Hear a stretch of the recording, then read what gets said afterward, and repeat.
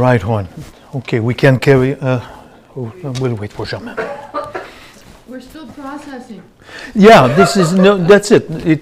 I do it, Sister in the Life of the Messiah, and I also explained this, but I didn't want to do that today, just to keep it in the context. Because when I do the life of Christ, I don't explain this extensively. I don't ask the people to turn in Ephesians. But now we do the book, it's time to do it properly. Not properly, but everything at the right place. That's it. Otherwise, people get, and it doesn't go in. Beautiful. We carry on. Now I explain to you from verses 11 to 16. Okay, it's easy. That's the doctrine of the gift. Let's move on. He gave some as apostles. Circle apostles. What is it? And I want you to notice that in Ephesians right here, the gift of apostleship is on top. It is a very important gift. It's being sent with the authority of the sender.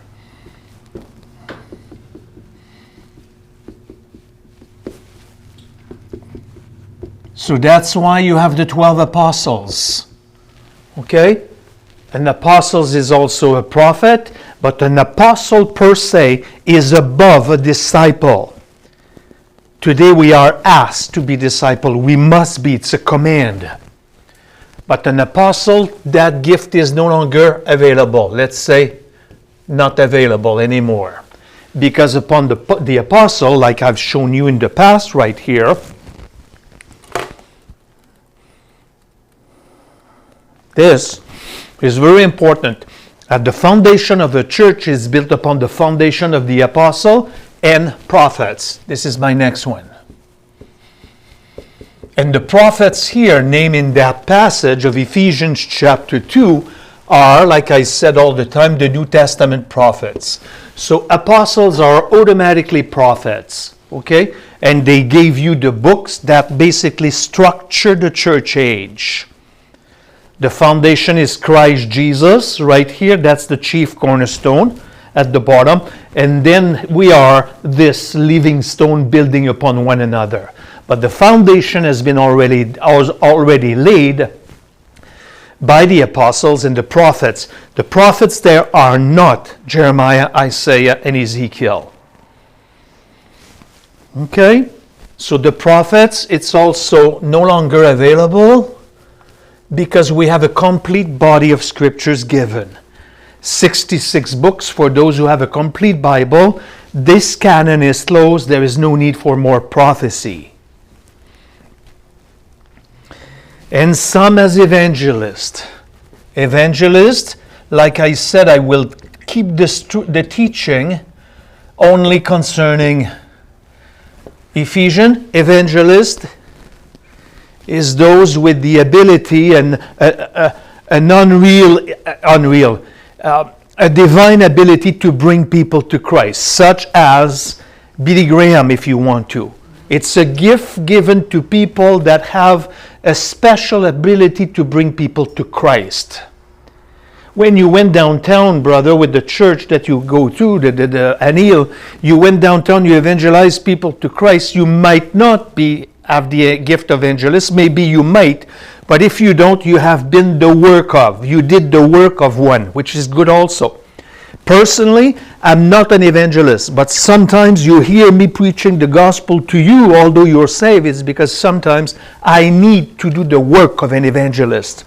So meaning, in my complicated, meaty passage, I need to insert the simplicity of the gospel also to reach, in case that I have somebody that is not saved in the room, type of thing. We know how to do it too. You know how to do it because you know where the gospel, as Germaine, she noted the passage 2,500 times. 1 Corinthians chapter 15, verses 1 to 4, that Christ died, was buried, and rose again, is your substitute. That's the gospel right there. 1 Cor 15.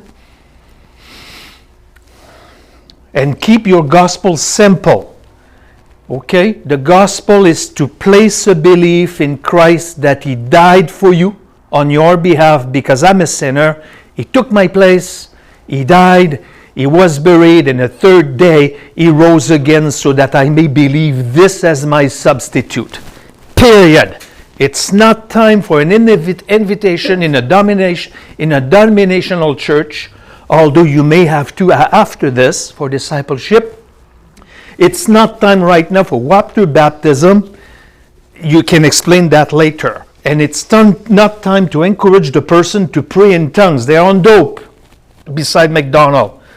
They already pray in tongues when they are high on dope. So don't encourage them to do it in additional to their salvation. What saves a person, those online also, is by grace through faith alone. Faith in what? Christ died for you, was buried and rose again. That's the simplicity of the gospel. If you had one drop of work to it, you wrecked it. You wrecked the gospel. Evangelists, some as pastors and teachers. Pastors, the construction in the Greek separates them. You have pastor teachers.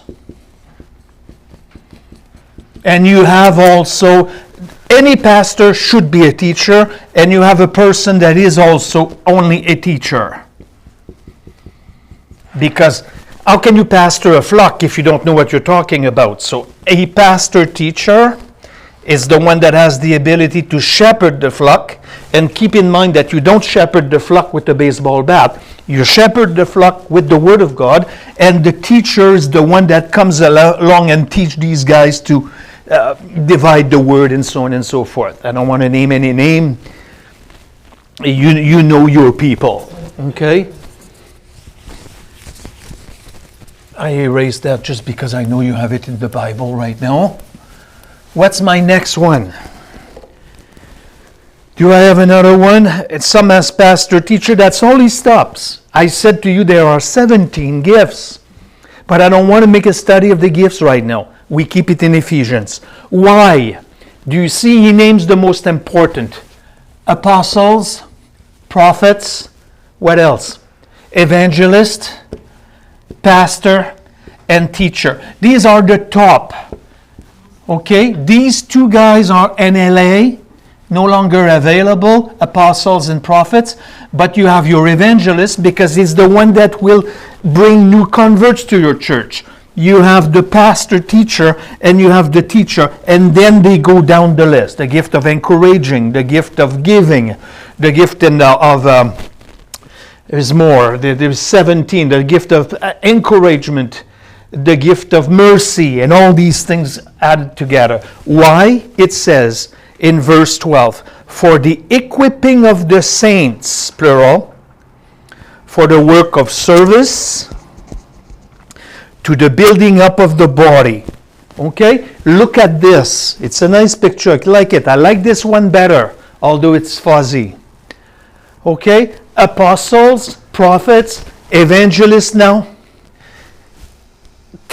pastors now, and teachers, because you have the cross, the cornerstone, and now we are building upon a foundation of the already laid. We don't need to lay a foundation, it's already laid. What we do, we build upon it.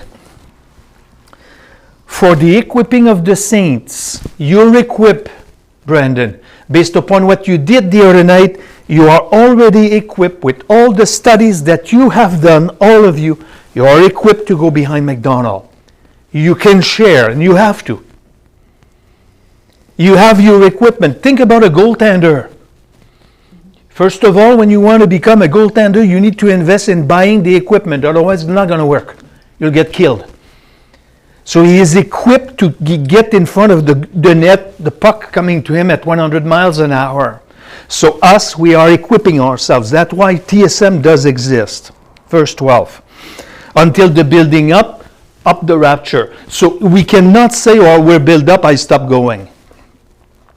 Look, Anna, the age that you have, I'm not going to ask you, but you're still being built. You still come and you learn a few things and you go on. That's how it should be until you fall asleep, meaning physical death. Okay? Verse 13. Until we all attain to the unity of the faith. Circle the unity of the faith. It's very difficult today because the apostasy is happening. And you know that the church is not united. You know that. I'm not going to get on the case of the church this morning. We're not united. It's pure divisions. Everybody's protecting their own backyard, and we're not united. Not at all. I don't believe that. So, okay, until we attain the unity of the faith, of the knowledge of the Son of God, to a mature man. This is still realizable. To get to maturity. There's no age for this. After all the studies that you have done, I'm talking to you right now, you're matured. We need to stop being tossed to and fro by every wind of doctrine. You're grounded. You know where you're going. To the measure of the stature, 13c, to the measure of the stature which belong to the fullness of Christ. You do, I say, you do this. You have done many other things, the life of Christ. That's what builds this up. That's why we all have spiritual. I look at you guys and I don't see only gray hair. I see a gray soul. Because gray hair is the sign of maturity. And your soul is mature also. You've been in studies long enough. Long enough to. We need, to a point, we need to stop questioning. You read the Bible, know what it says, forget things okay, it's good with the age and so on, but the grounding is there. Hey, COVID-19, what will be the updated version in about 3 weeks, or as soon as we get into the rainy mode? We don't fear these things. Wear your mask if you want to, get your vaccine if you want to. It's not the discussion.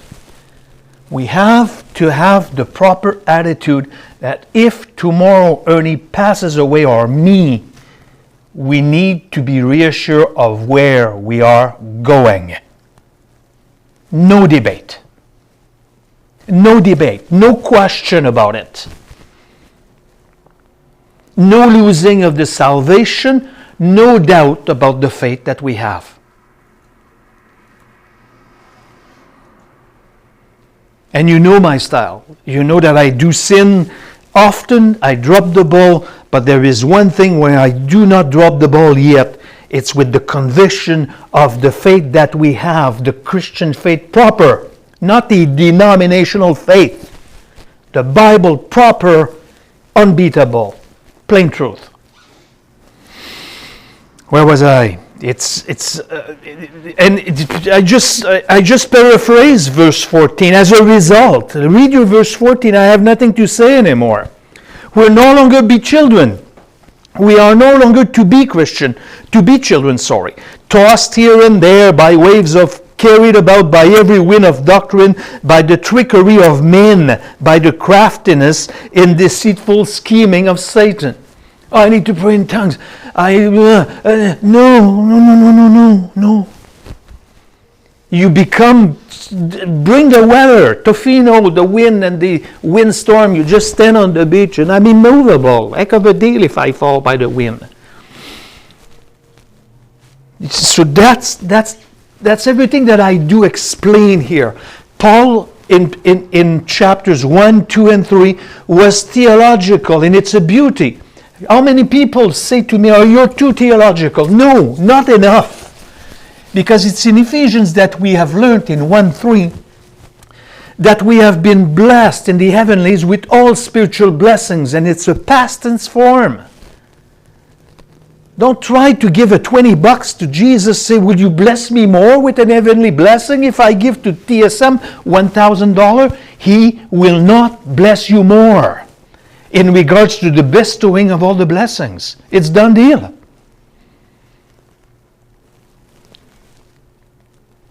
You will give to TSM in order to keep the person going because you believe in the ministry, and we bless the Jews. We support the Jewish ministry for that reason. But you will not be blessed more because He has already blessed you with all the blessings. And don't say to the people that you like to support a Jewish ministry, you will not be blessed more, you will have more persecution.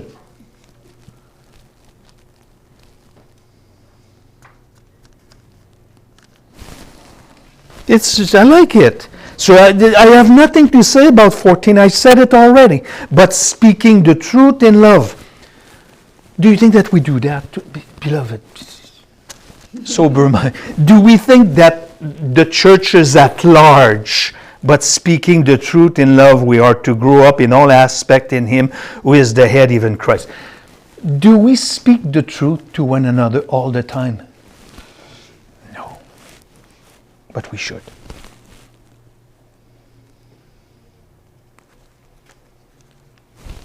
The first one that needs to learn from this. But speaking, how come I have a tiny number 115? Let me say, I have a tiny 15. Holding to or being truthful. What do you have there being yours? Being truthful? No, it says we're speaking the truth. That's it. That's okay. I have just it's holding to the truth, basically. And so on and so forth. That was verse 15. But speaking the truth in love, we are to grow up in all aspects into Him, capital H, who is the head, even Christ. He is the chief cornerstone, but He is also the top stone, the head of the body. So you might be a shoulder, you might be a little bit part of the clavicle here as a spiritual gift, but nobody should be called in our churches today maybe a lead pastor, okay? Even the word lead should be dropped. The word that should be instead of a lead pastor should be a servant pastor, a leader of servants. And certainly not the expression a head pastor, because that's being Christ. He is the head. And a servant, a leader in the Christian faith is a servant.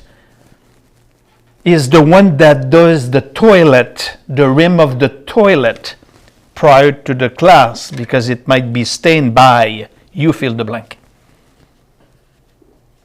And who wants to do it?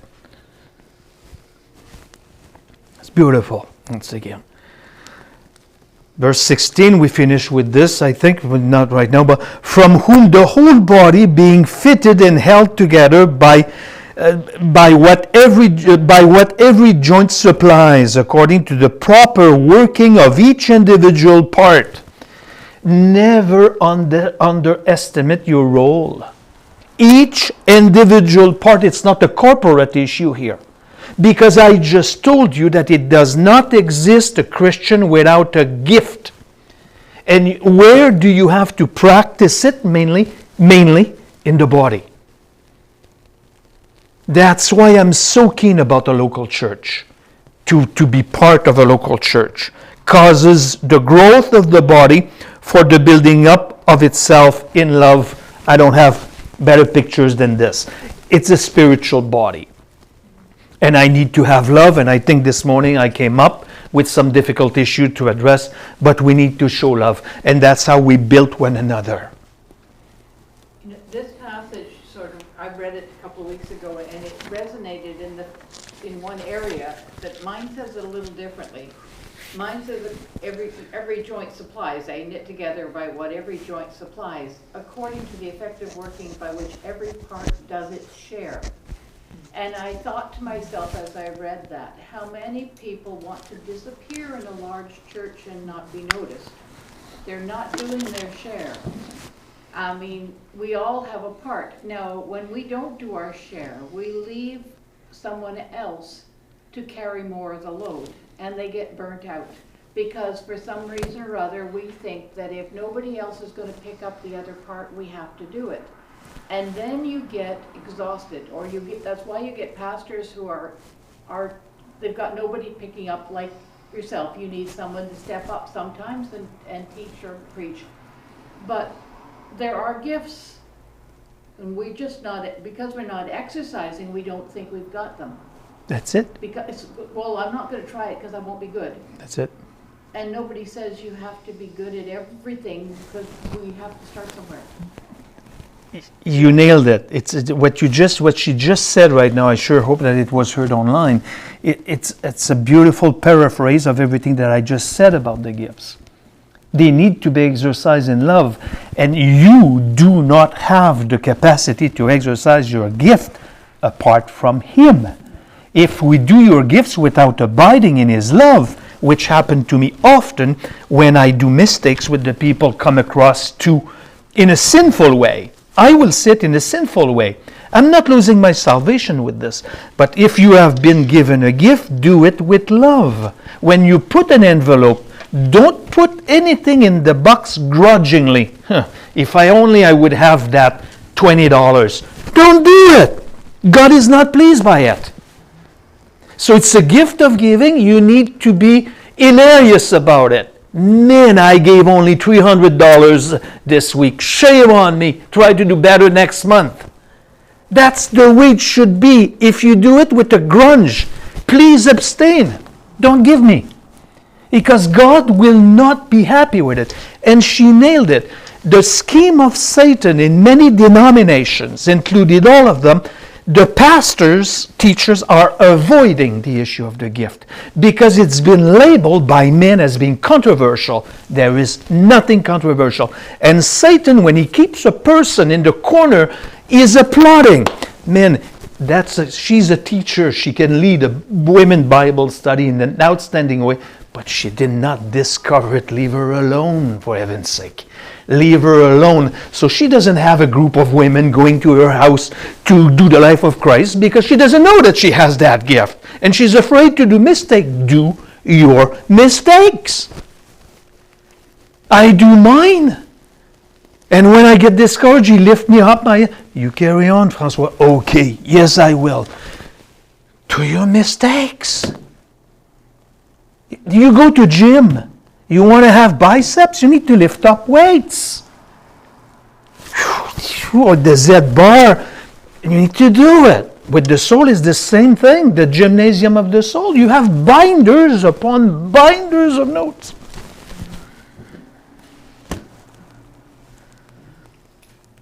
Do something about it.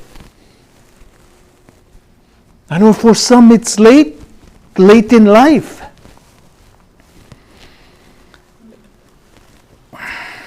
What else? I wanted to add something. Famous, that's it. The fear. We live by fear. I know my gifts. Do it.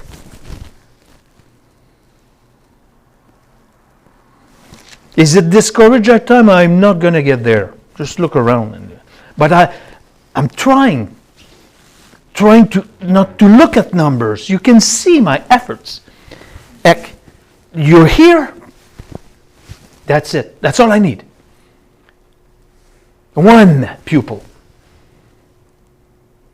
Oh, that's what I wanted to say based upon. When I was young, I was in high school. Can't remember the grade of it. I had a teacher.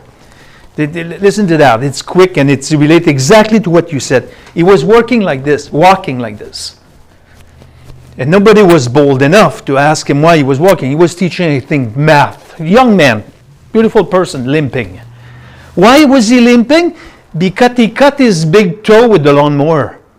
All of you know somebody that cut his feet under the lawnmower, electric or gas or whatnot.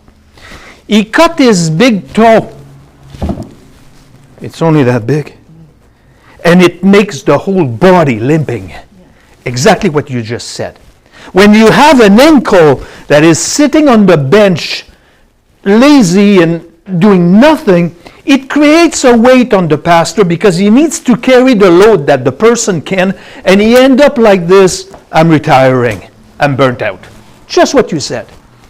He lost the big toe, not the leg, big toe. And the whole body is limping because the balance is affected by your big toe. Whew. Beautiful analogy concerning the gifts and so on. Next week, simply because it goes with my division of things, it's sometimes we have slightly longer, slightly shorter. Today, let's pause there. Capital C in relationship to former life. Read the book like she said, like she did. Capital C in relation to former life, 17 to 32. That's where I will take you next week. We still have room. I'm going to turn that off.